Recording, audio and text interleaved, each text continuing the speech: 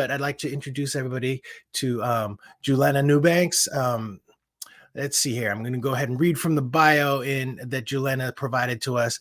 Julenna is a seasoned professional with over a decade of expertise in instructional design and learning management system administration. Her rich career spans across multiple Fortune 500 companies with a focus on the insurance and financial services sectors.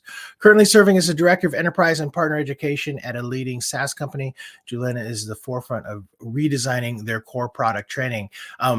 It was Chrissy and Trish from yesterday who actually recommended that Julenna come in, and highly recommended, actually. And Julenna and I did have a conversation, I don't know, a few weeks ago. Absolutely, Julenna, you seem so fascinating. You're a digital nomad, which that in itself is really super cool. And I loved hearing about that. And with that, I'm going to let you go ahead and take over with your Mastering a Workplace Connections session. All right, so let me go ahead and hide myself from the screen. Thank you, Lise. Hello, everyone. I see that we have some East Coasters on with us. So good morning. If anybody's in the afternoon, good afternoon or good evening. Super excited to talk about this topic today. I call it one of my superpowers is creating relationships in the workplace. So very excited. Before we get started, I will say I'm more of an interactive person. So I do have some interactions built into our conversation today. So we will have some polls. I will ask open-ended questions where I'll ask you to enter in the chat.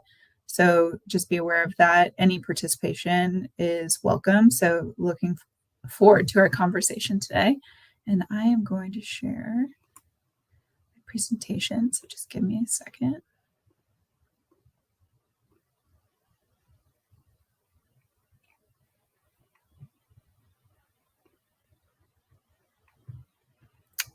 Barbara's from Cleveland. My fiance is from Cleveland. So for 2 years of my career, I actually worked in an innovation hub where we talked about feelings all the time. So our first interaction this morning is going to be pick whatever emoji in the chat that represents how you're feeling today. And I will put mine in there as well. We got some cool kids here. Chrissy looks like she's being silly. I had a 5:30 a.m. team call, so I'm a little sleepy, but thanks to my black tea, I'm feeling good. I think other people have put reactions.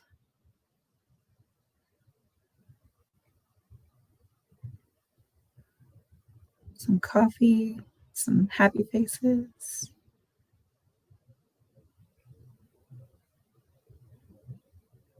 All right.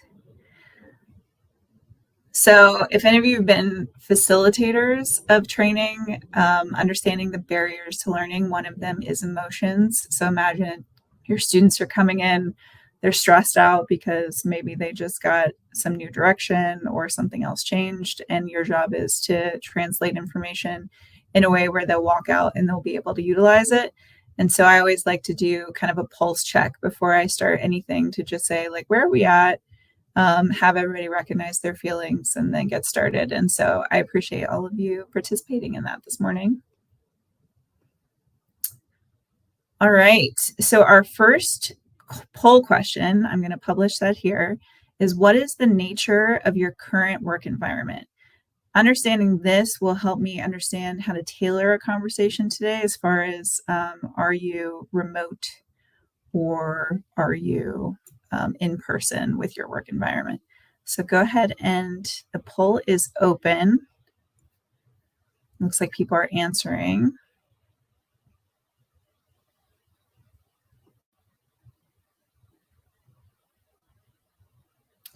Going to give it a few more seconds while people enter their answers.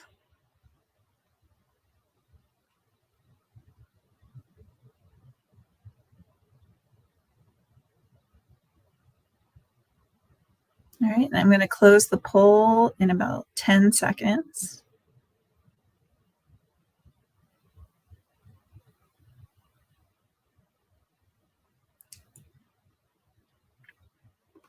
All right.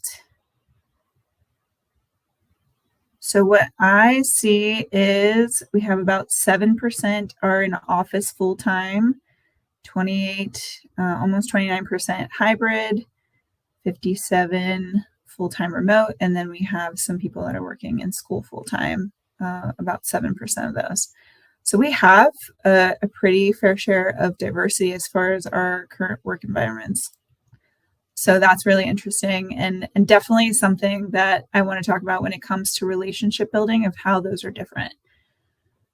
So when it comes to I guess I'm going to start with why did I feel like this topic was important? So when it comes to barriers to faster learning and development, ATD did a poll, I think of like 250 people, of what are their top barriers in their current environment. And so what you see on this slide is the results of that poll. As you see, like one of the biggest ones is limited resources. And I think anybody who's in the L&D space now will say that that will perpetually be a problem. I've been in L&D for about 10 years, and I've worked in 3 different companies and multiple teams in the same company as well. And so it is something that is pretty common across my experiences. But which one in the chat, if you can list which is your top, if you're in the L&D space today, which one of these barriers is your top problem? I'll look at it, and one of our biggest barriers right now is the lack of availability of SMEs and stakeholders. So when it comes to projects and needing help, when you're in a really successful company that's hitting strong mile markers, those resources are limited, right? So we have Jennifer, I said resources. Adam also said resources. Anybody else have any additional barriers in their current positions? Anusha said lack of availability of SMEs.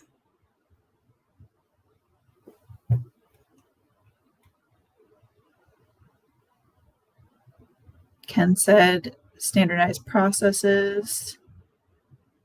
Nicole said opposite of lack of leadership, too much leadership. I've seen that as well. All right. So it looks like lack of resources is one of our top pain points collectively, and some SME resources as well. And so I think that is why relationship building in the workplace is so important, because you have to use your time wisely, whatever time you do get, right? And so what we're going to talk about today are key players in the learning and development process that we should be focused on creating relationships with, and then relationship building tactics and how to build a strategy for how to better create relationships in the workplace.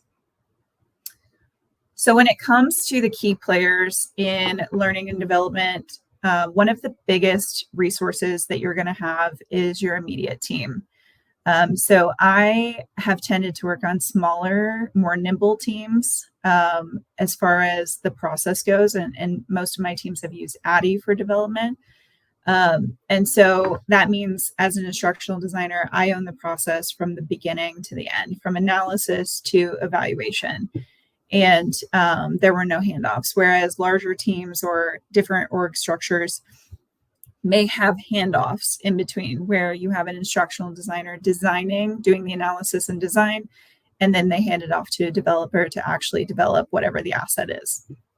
It all depends on your team structure, but your team is going to be your greatest asset when it comes to building relationships in L&D, because there will be a lot of collaboration. I know people who have started in L&D who didn't realize that and the amount of collaboration that can go into this work, and the amount of effort to collaborate can go into this, rather than just always working on your own work. And again, it depends on the team dynamic.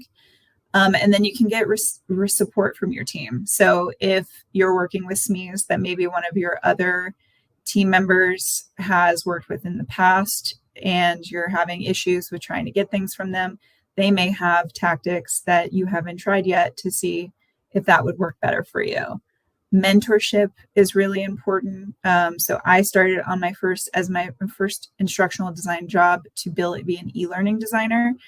I had never actually built a course before.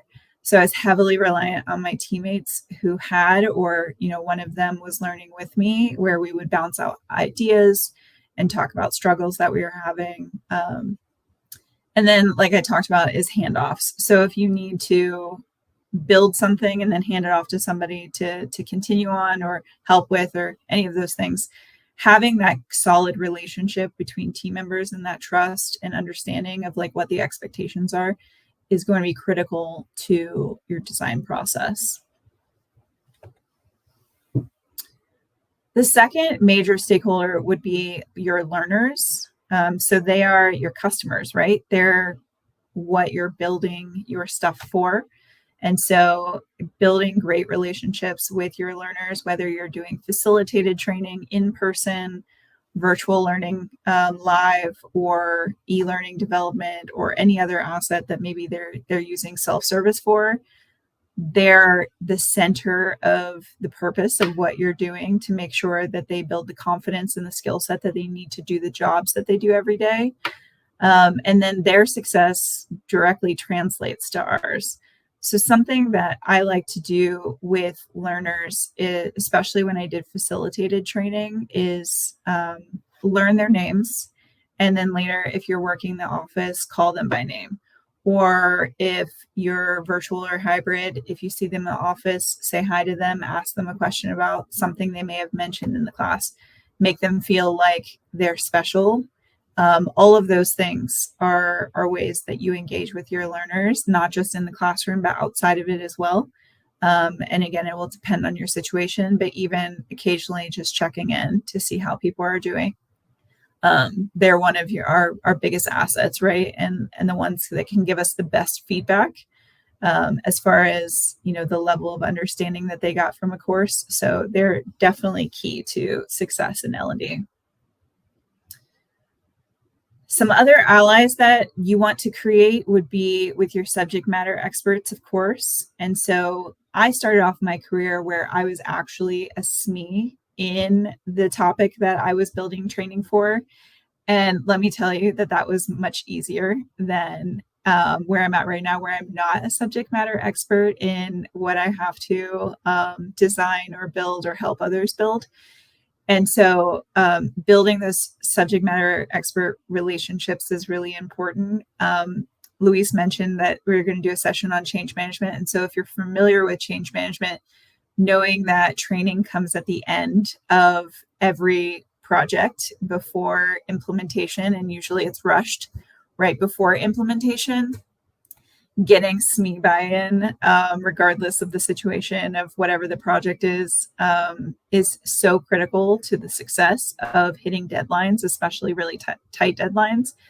But also they can tell you things that maybe other people overlooked. So their perspective, in my opinion, is one of the most important. And so I always like to hear from their point of view and kind of step into their shoes of what I would need if I were in that role. So they're one of our most important allies, and where I think you should spend a lot of your energy in fostering relationships. Stakeholders can be project leaders. They could be business development people, depending on the nature of what training you're building. It can be IT teams that help support you. So I also I help administer our LMS. And so we have tight partners in our IT and marketing departments.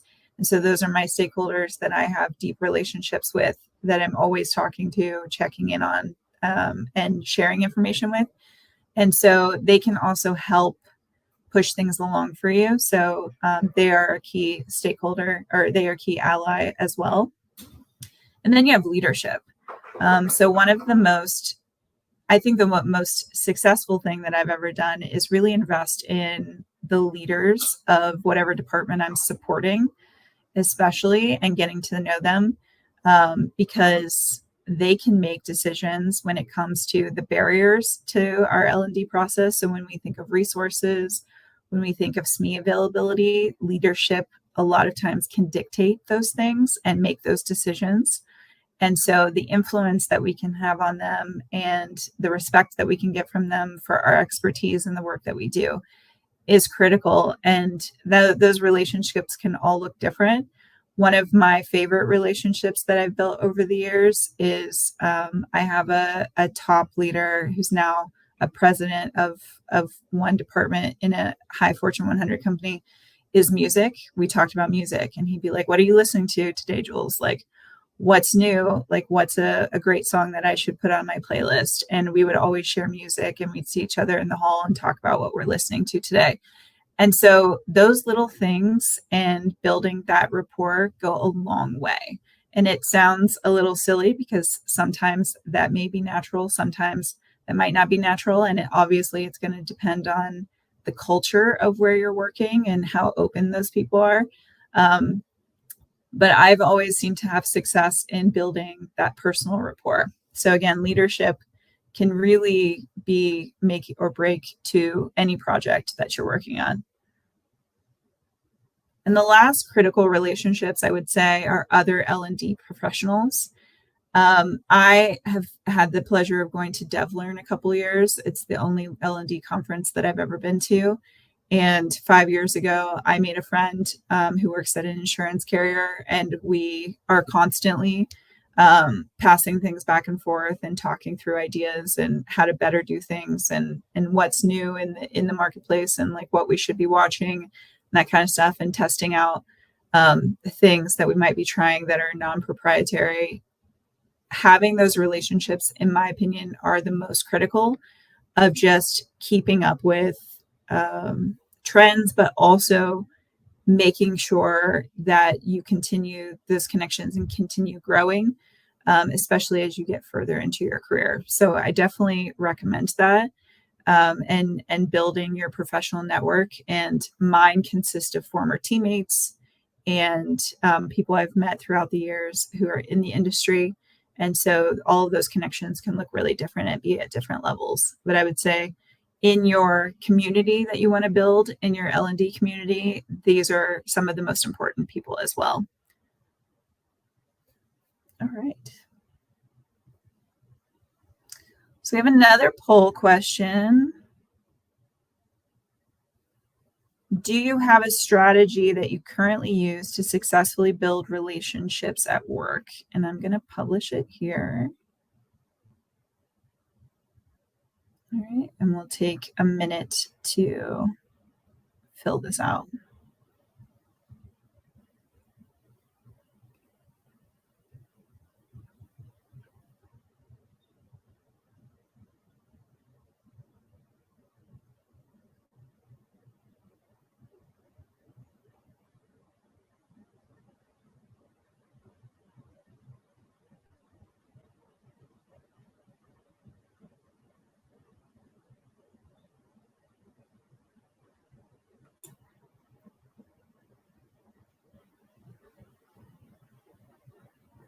I give it about 10 more seconds.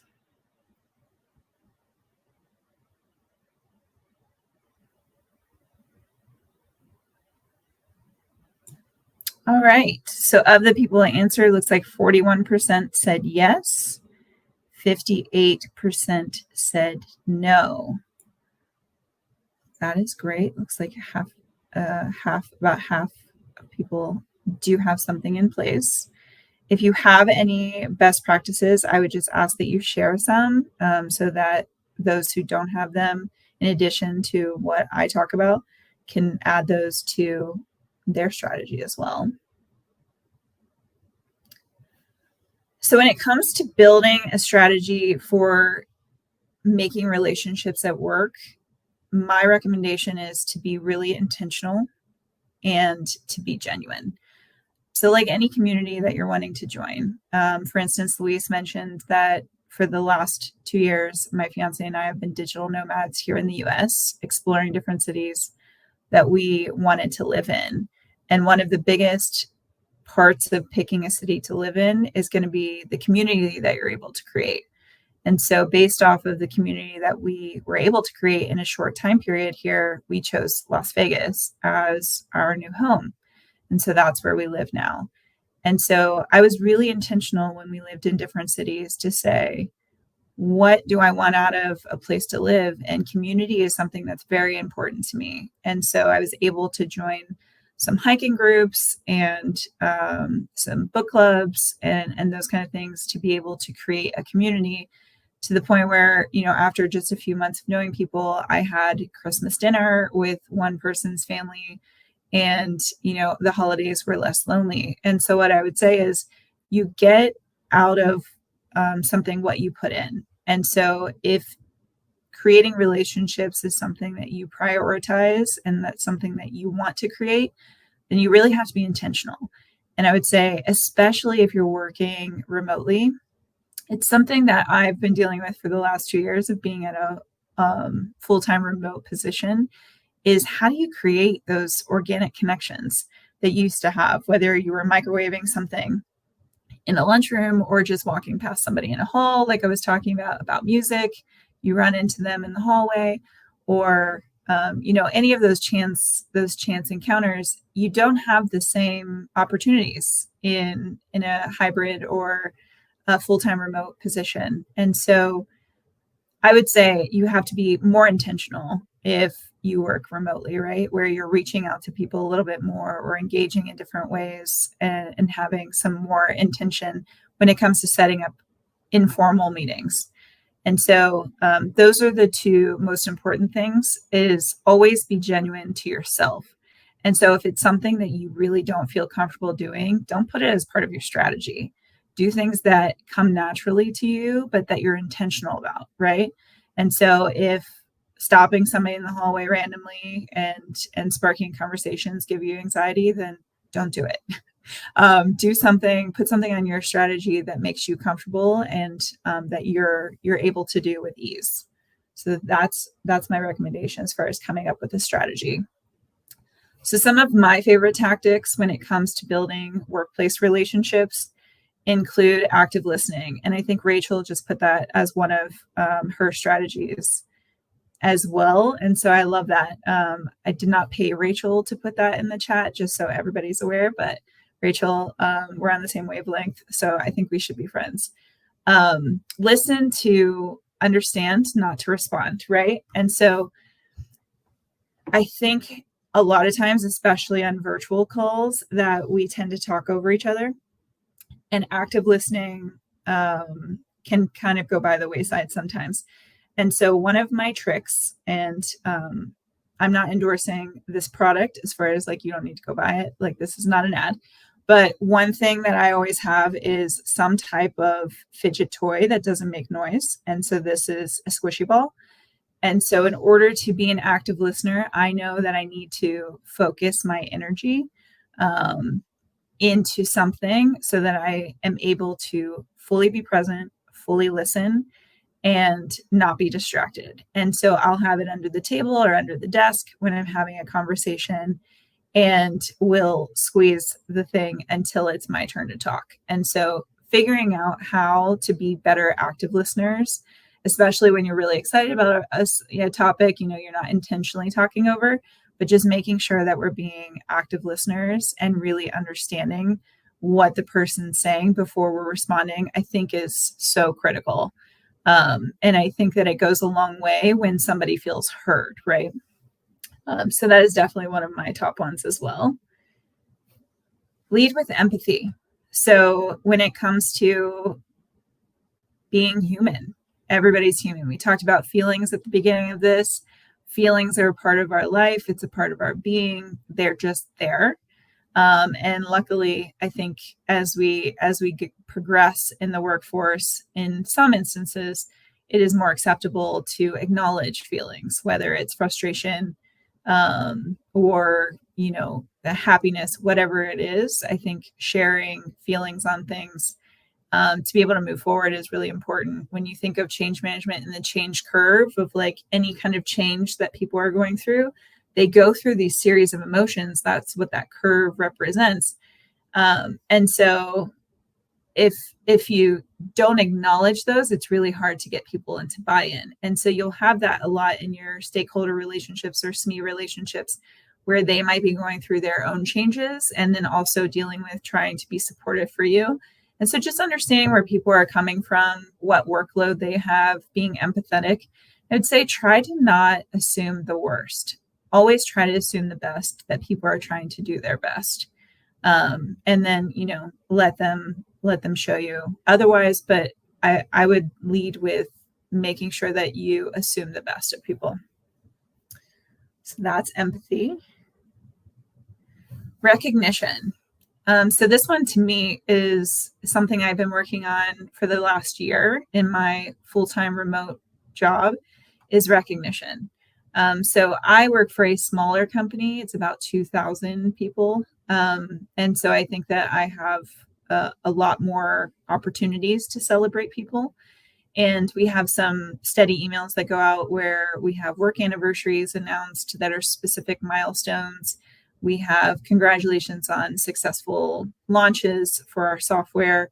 And then we have new hires that are announced as well. And so what I do is I take time, anytime one of those emails goes out, to send a personalized email to the person to just say congratulations or welcome or, something of that nature, to make it personal, because I will never see these people, most of these people, or interact with them based off of the work that I do. And so I think it shows, or I might, and who knows what impression that might leave, right? But I think the benefit of building somebody's confidence through recognition is really important. If somebody comes and does something outstanding for you, a SME that's like gone above and beyond, if your company has recognition platform, like where you can send some type of congratulatory with points, or if there's some kind of gamification option, utilize that. And I think a lot of times people tend to only send those things to people inside of their team because they're more intimately familiar with those people are doing. But like, step out of just your team or just your direct encounters to establish some type of presence throughout, and take the time. It may be because I have a bit of a template. It maybe takes me a half an hour to 45 minutes, but for me, it's an investment in somebody else, and it helps drive a better culture overall. And it's amazing what reactions that I've gotten in this little experiment that I've been doing for the last year, of like how much that really means to people. And I think that that's what makes me continue, because it is clearly making some type of difference. So I don't really talk about love languages at work, but one of them is words of affirmation, right? And I think that it goes a long way. It's not something that I'm naturally inclined to do, but it's something that I've been working on for like the last 4 years, is vocally recognizing people or doing that more. And it has definitely changed. It's transformed my relationships at work, is what I'll say. So that's one of my top ones. Another one is build personal connection. So one of my objectives is anybody that I'm working with or that I was teaching, I would try to remember one thing about them. So something personal. So whether it's they had a favorite food, or liked a specific band, or sports team, or something like that, so that when I ran into them in the halls, or I talked to them later, or they were on a meeting, I would follow up and ask them about that. And so building that personal connection, showing somebody that you care about them as a person, and that little thing can go a long way in fostering better workplace relationships. Again, that music example was something that I had that really translated really well. And then the last thing is going to be respect. So I think a lot of times in the L&D world, at least what I've heard from other people in this world, it can get a little bit overwhelming with not feeling like there's a lot of recognition or respect for the job that you do. And I will say that I have kind of gone through my waves of that over my career in L&D. But what I will say is that I lead with respect for everybody that I work with, but I also demand that in return as well. And so respect doesn't mean that you just allow people to walk all over you or give you a list of orders and demands. Respect just means that you can still decline, you can still give a little bit of pushback or feedback, but that you're maintaining respect of the person and never going below the belt, right? You're keeping it above board. You're making sure that you show them exactly how you would like to be treated. And so what I would say is there's always going to be tension in the workplace. And I believe in the right kind of tension that yields the best product. But that tension does not have to get personal. It's all about the work and the end product, right? And so you have to maintain respect through that. And there's going to be compromises. So where you'll say, okay, I can't do that, but let's try it this way. And so just maintaining respect through your interactions. And then people, regardless of if you agree or disagree with them, will in turn respect you for the most part. There's always the exception to the rule, right? But respect is, to me, the center of fostering genuine relationships in the workplace. All right. So that was a lot of information. I have one open question for the chat. What we talked about, what do you think you can start doing today to help foster better relationships in the workplace?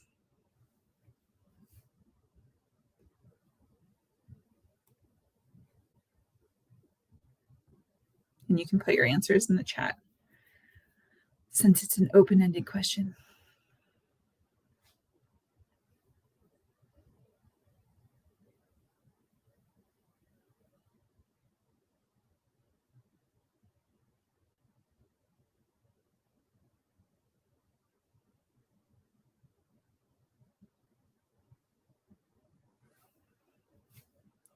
Doesn't look like anybody's put anything in there. So if we don't have any comments, then it looks like somebody just did. All right.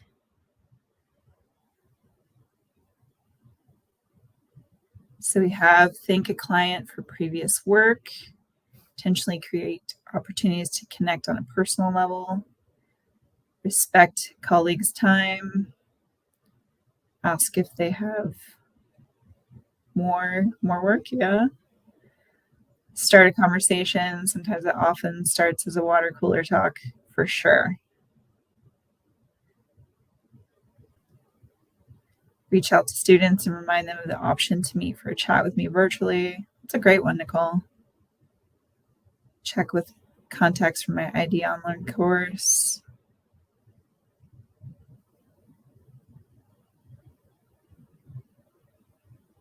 Yeah, these are all really good, y'all.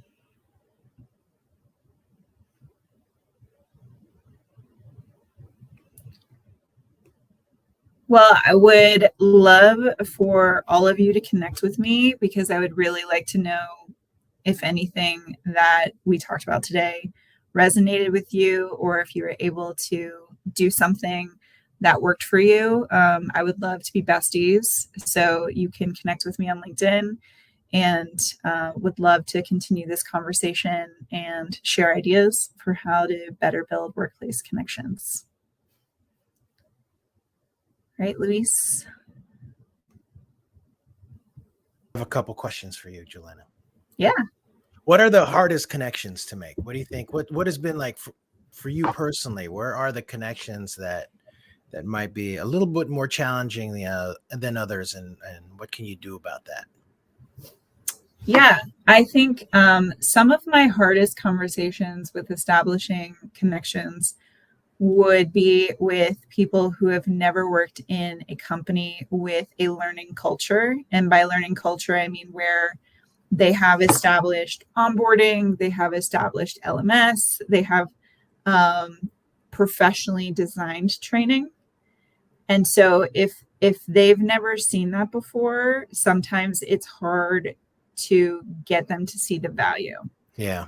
But I think also I have been referred to as just the training person instead of my wider breadth of knowledge, having worked at an incubator for 2 years in product development and innovation, understanding to a certain level, technology in general. And so I think people who assume based off of your title that that's your depth, I think that those are the hardest connections, but not impossible. But I think that you have to put a little bit more effort into those. And sometimes that involves harder connection or harder conversations, right? Where you have to really talk through, like, I'm feeling like this from you, like, how can we resolve this? Like, how can we move forward? How can we work together? And I've never not succeeded in moving past those things. And like I said, I stick to, this is work. I don't make comments based off of person, because I think that you have to really draw that line clearly. Is there a particular department that it might be harder than others to like get to know?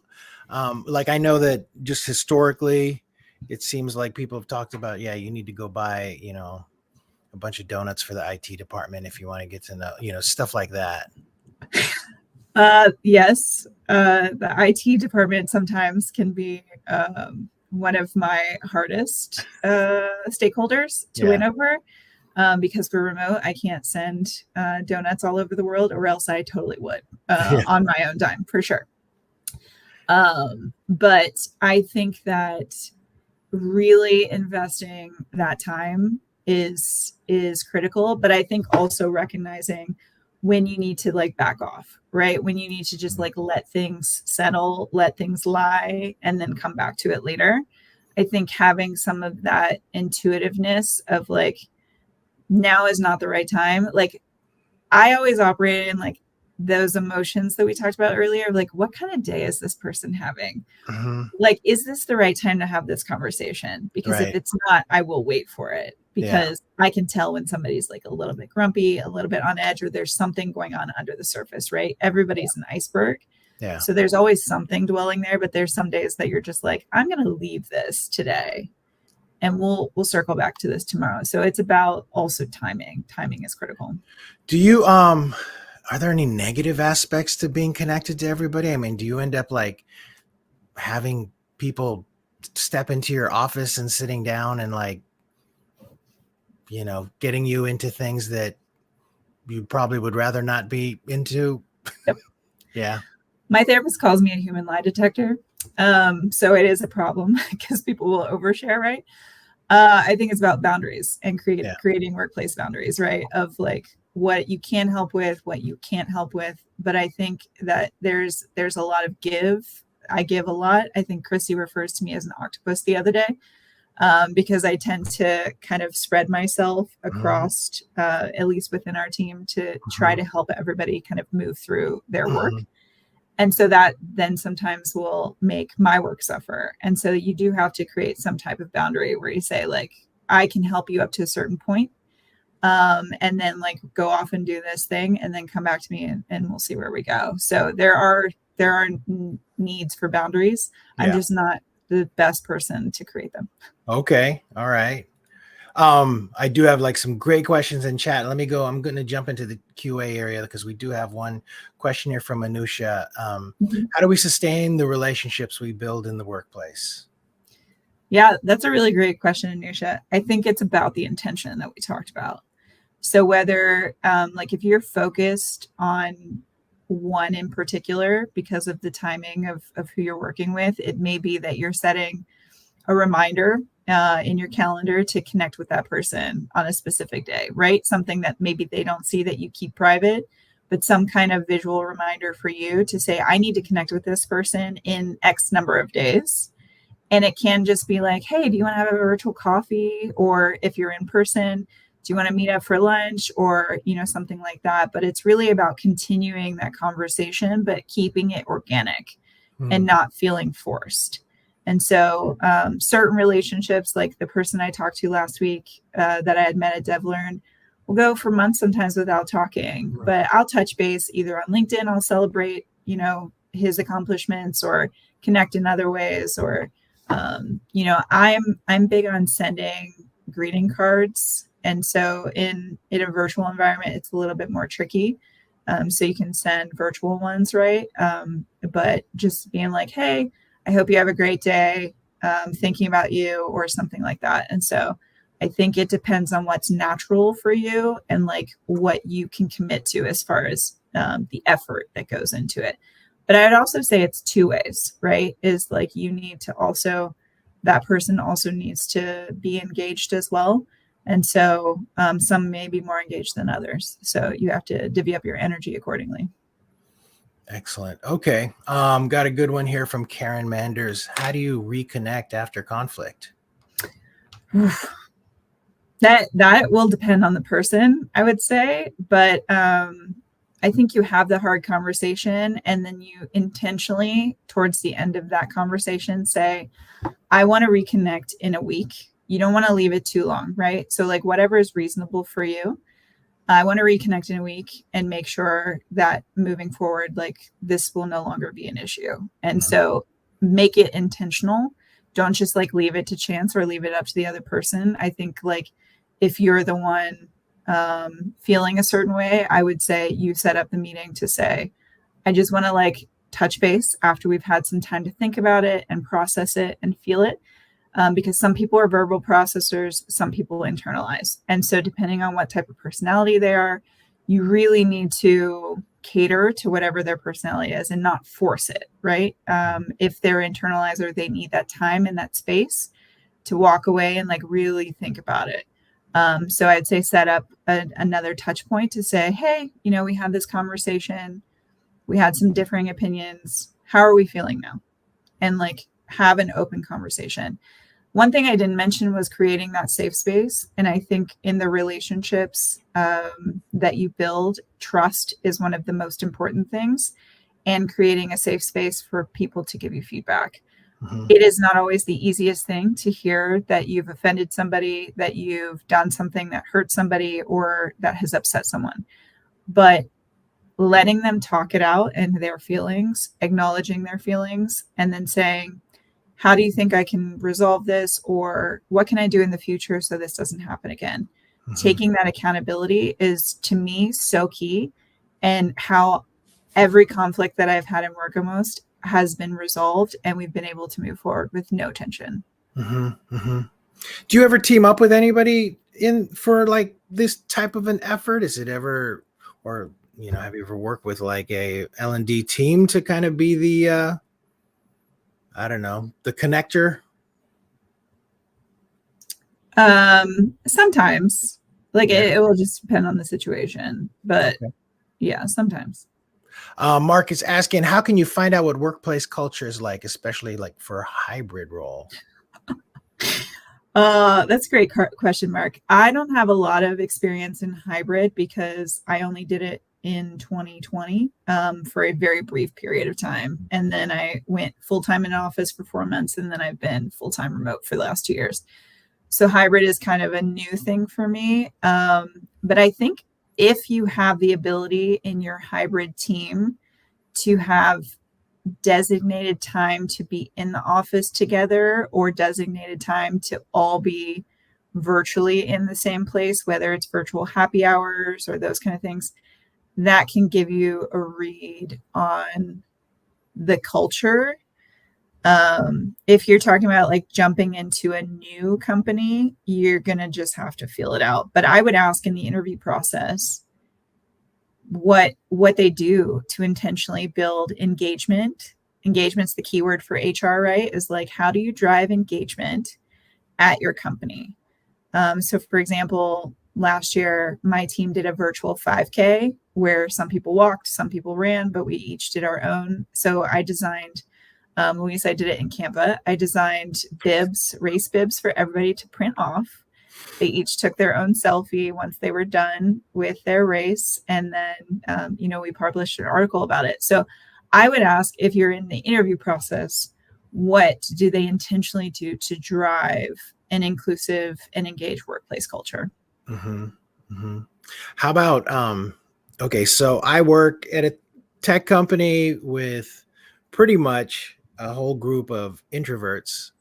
We're all super nerdy, which, I love because that's where I'm at. And I am, believe it or not, very much introverted. I mean, even just hosting these things, like, I have a tough time doing.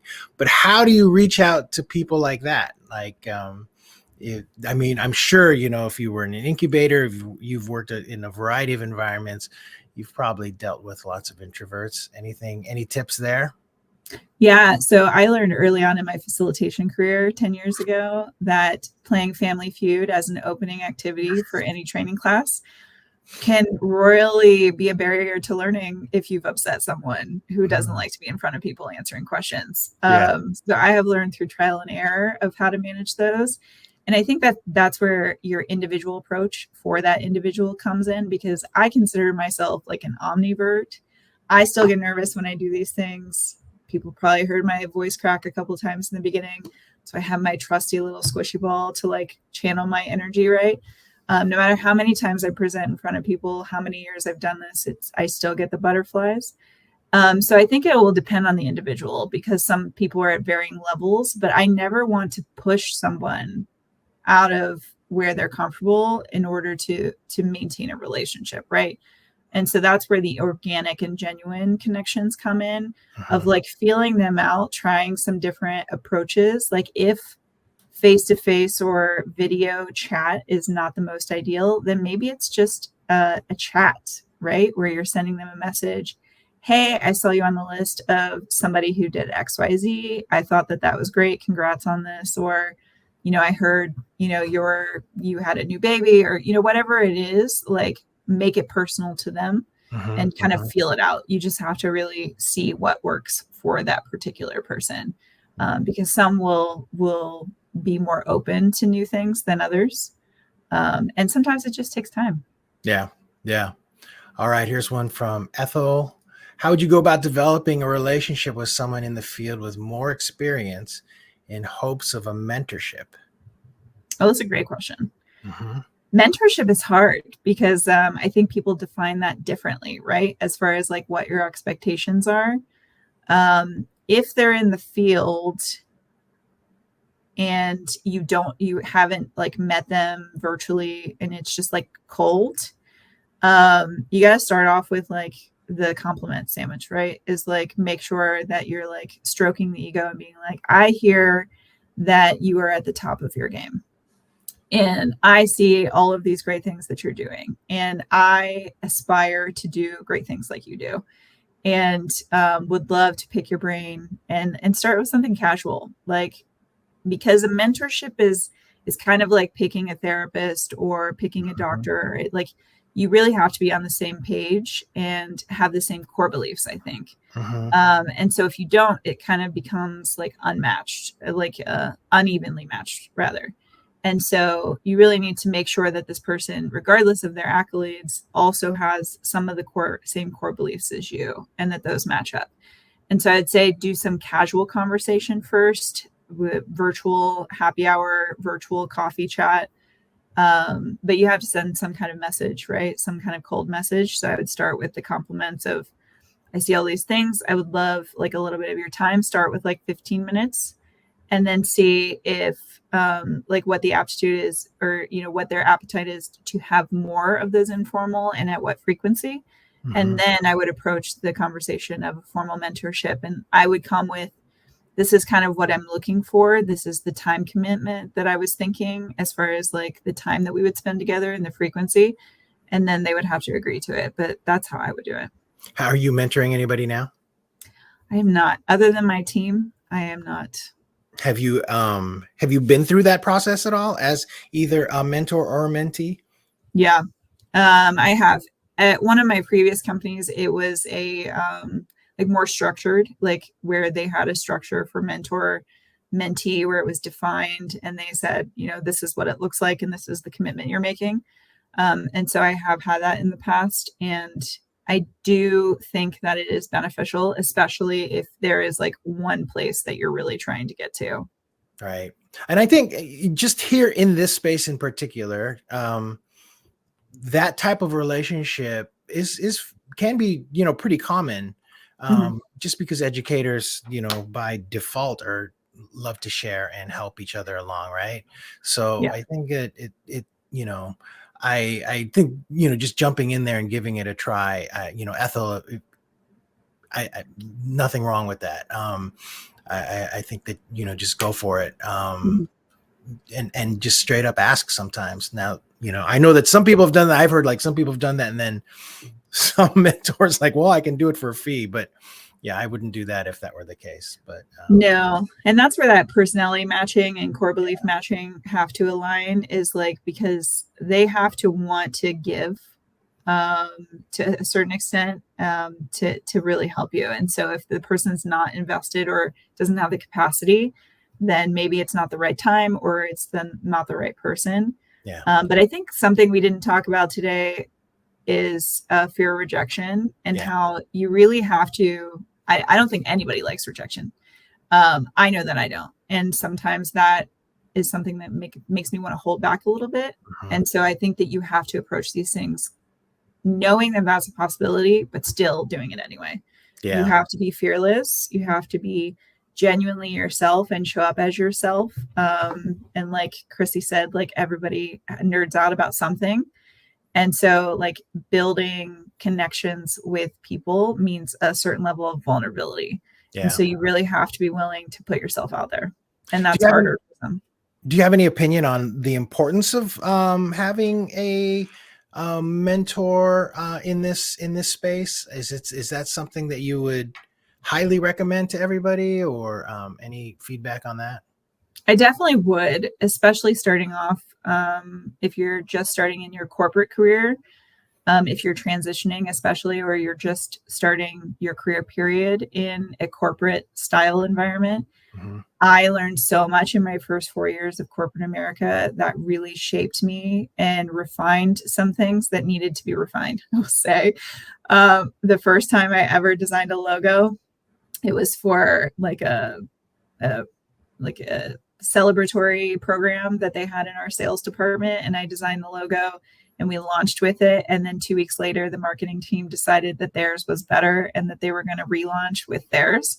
And I cried over that logo being, and like, it was a lesson that I had to learn of not getting attached to my work too much, not getting emotionally attached. You want to have a level of attachment to your work because you want to give your best work most of the time, or, your best MVP, depending on how you're launching things. But just like, don't make that your identity. Like, it's not your only value. And so just make sure that you know where your worth is. Excellent. All right. I want to get to Mark's question here. Let's see. What do you do when the supervisor, who rarely sees you, gives you the same feedback year one and then over 5 years later? Basically, doesn't see your growth and has a set idea of you. Felt very stuck as a professional during that stage. And I'm curious, Mark, are you currently in this situation? Is this something that's happening now for you?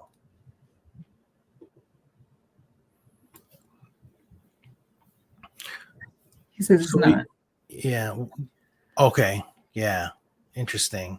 Do you mind elaborating like what the feedback is? Is it behavioral, or is it having to do with is it having to do with you and your behaviors, or is it having to do with like the work that you produce? Fake it till you make it. Wow. Okay. Is that supervisor still there? Are they still working? Not the work. It was me personally. Okay.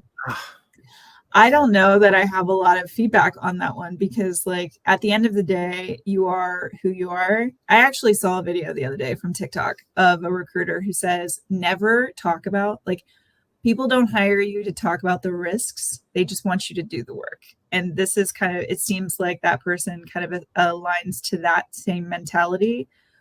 What I would tell you is that if I was mismatched with a personality type as a leader, and I don't want to make this oversimplified, but I would try to find someone that was a better match for me. Because what I'll say is, I've never been diagnosed as neurodivergent, but as I've done some research over the last 5 years, I've recognized certain behaviors that I have that have been criticized in the past that are possibly neurodivergent behaviors. So for instance, I don't sit at a desk all day and just stare at my computer or write emails. When I worked in an office, I was constantly walking the halls. I was talking to people. I was trying to problem solve. I was trying to figure things out. And sometimes because I'm a verbal processor, I needed to work those out. And so if you don't align to your leader and you're getting that same feedback for 5 years, it seems like that is not the right person for you. And I'm trying to not oversimplify that because I know how hard it can be to move on from that. But I would say that that is a leadership flaw in that person. And that's not something you can do about. The only thing that you could say is like, this is the same feedback I've been getting for 5 years. Obviously, this is just who I am. Like, what other feedback do you have for me aside from this? Like, what other things do you think that I could do better? And to like try to not focus on that. But like I said, I'm trying to not oversimplify that situation. Nice. All right. Okay. Last question, then we got to wrap it up. And Adam actually had a good point earlier. I think it was Adam. I hope it was Adam. You had mentioned that you looked at these establishing these workplace connections, sort of like as a K through 12 educator, sort of like the connections that you make with students, but instead in the workplace, it's like you use the same sort of parallel type of process. Adam's question here, as a former K through 12 educator, building relationships is a strength for me. How do you communicate this transferable skill on a resume or in an interview process? I think that Chrissy actually talked about this in the first session yesterday, is how to transfer or translate certain skills from being a teacher into being an instructional designer or working in the L&D space. So I would recommend you look at her comparison chart that she built. I think it's going to be shared out at the end. All of our decks will be shared out. And so I think it's very, very something that you need to be able to translate on the resume. But I think more importantly, I think that it's something that you may have to emphasize in your interview that may not come up naturally. So when we were talking about interview questions, I think Trish mentioned it yesterday. A lot of them are situation, action, result. I think it's SARS or whatever is what everything's an acronym in corporate America, right? So it's the situation, action, result question that they may ask you. That may not come up. And so what I would say is if they give you the opportunity for more comments or questions, I would say, I really want to emphasize my process for building relationships and how I can be leveraged in this position, and like articulate that strongly when you're in an interview, because I think it translates better than putting on just on your resume that you're an expert communicator, that you build connections easily. You can put that in writing, but I think being intentional, if that is what you think is your superpower, talk about it that way. Mm-hmm. Anytime I have an interview, I say my North Star is ensuring that the people I'm building and designing training for are confident and build the skill set they need to be successful, whether it's here or somewhere else. And so that's my North Star for why I am in the L&D space. If you connect to something personal and why it's like a charge for you, I think that translates a long way. That's great. No, great answer. Excellent. I hope that helps, Adam. And I totally agree with Julenna on that one. And I just want to shout out Christina. Thank you for the compliment on that earlier. I saw that. And so thank you very much. Yes. Okay. And I think that's it. We're at the top of the hour. Julenna, thanks so much for taking the time to share with us. I really appreciate your session. This is great. I never thought about actually having a strategy, and now that's something I'm going to put some thought in. Of course, my team, we're just kind of all very nerdy, and so I'm like, well, maybe I can talk Dungeons and Dragons or, there is like a games. UX person that I follow that has Dungeons and Dragons retros. So after a project, you could do a Dungeons and Dragons retro. Yep. There you go. Exactly. So yes, thank you for this, Julenna, and hopefully we'll see you again. I'd love to have you back on in another event if you're ever interested. And everybody, next session starts at 10 a.m. Pacific time. So we've got about an hour break. That one's with Jennifer Antoon Abreu, from Classroom to Boardroom, Mastering the Art of Evaluating Learning Impact in the Corporate World. That one was we polled the community, and evaluating learning impact was big. So please return for that one. And then just one other thing, today's a little different. We're not going to have our last session of the day doesn't take place until 3 p.m. Pacific time. So that one's a little later than the rest of the week. And that's going to be with Sharon and skills and competencies from my teaching days that helped me in my ID job. Those are always great to sit in on, just to learn and just sort of think about those transferable skills. And so with that, I'm going to go ahead and close out the second session. Julenna, thanks again, and we'll see everybody soon. Bye. Bye.